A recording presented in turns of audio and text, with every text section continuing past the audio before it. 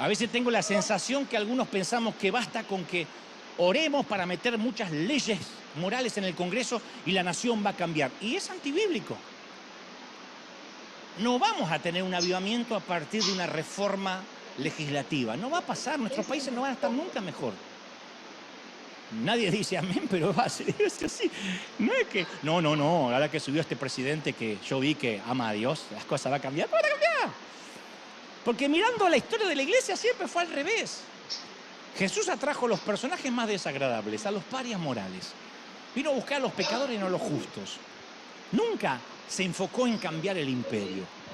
Y cuando lo arrestaron no fueron los pecadores notorios de Palestina, sino los moralistas los que pidieron su muerte. Entonces el apóstol Pablo, que siempre habló de inmoralidad dentro de la iglesia, él dijo hay chisme, hay disensión, hay problemas sexuales dentro de la iglesia. No dijo nunca nada acerca de la inmoralidad de la Roma pagana. A mí me sorprende. Y no era que Roma era Suiza. Roma tenía esclavitud, idolatría. Nadie tenía las orgías que tuvo Roma en los tiempos de Pablo y de Jesús. Asesinato de bebés. Y ofendían a los cristianos de entonces como nos ofenden ahora muchas cosas. Las mujeres de Roma tenían a su bebé y si nacían con el sexo equivocado, por ejemplo, querían tener un varoncito y nacía una nena, la abandonaban en el camino para que la devoraran las aves de rapiña. Y tanto romanos como griegos practicaban una vida sexual muy disfuncional. Los hombres de mucha edad tenían la costumbre de tener muchachos jóvenes como esclavos sexuales de 14, de 13 años, pedofilia en su excelencia máxima. Eso es en los tiempos de Pablo, de Jesús, que hoy serían cuestiones delictivas en cualquier país civilizado de la tierra. Ningún país al día de hoy permite que una mamá mate a un bebé que ya ha nacido. Ningún país permite el sexo con niños. Y Jesús conocía estas prácticas degradantes. No dijo nada de ellas. No porque estaba de acuerdo, obviamente. Pero no se concentró en el reino. Vamos a hacer que Pilato cambie esa ley.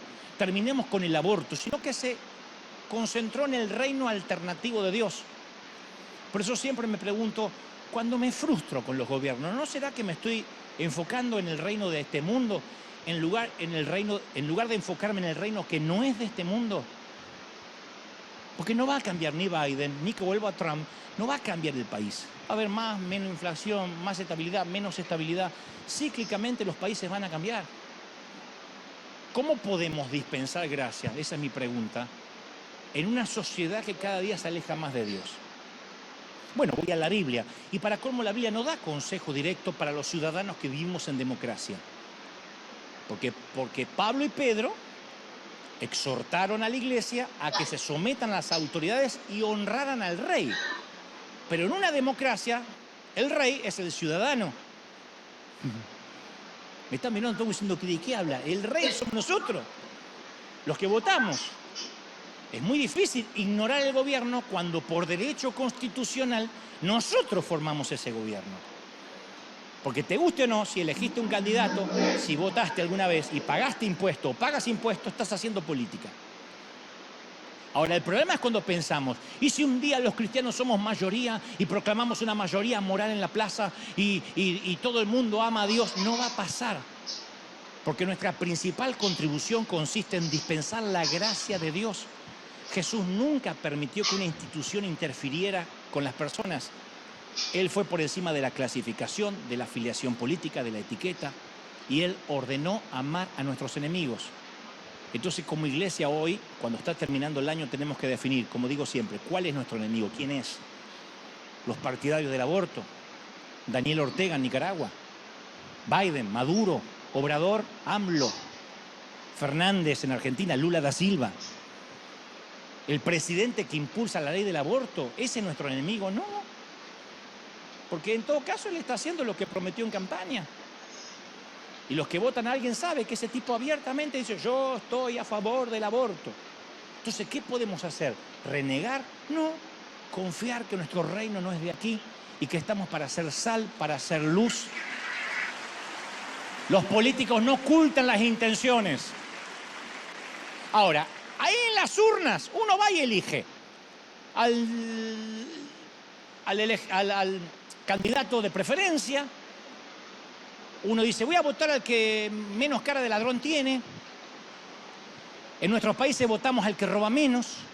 Uy, este entró con dinero, no va a tener necesidad de robar, y nos damos cuenta después de 4 o 5 años que se fue con el quíntuple de capital del que entró. Pero no imaginemos una reforma en el país, porque en primera instancia va en contra de las escrituras. Entonces, ¿qué pretendemos? A veces soñamos, en Argentina soñamos a veces que el presidente recibió un grupo de pastores y oraron por él en la casa de gobierno. Se va a santificar la nación. No, se van los pastores y el tipo sigue la de él. Una vez en Argentina teníamos un presidente musulmán que decía que era católico por adopción, pero al día de hoy está enterrado en una mezquita, en un cementerio musulmán, al lado de una mezquita.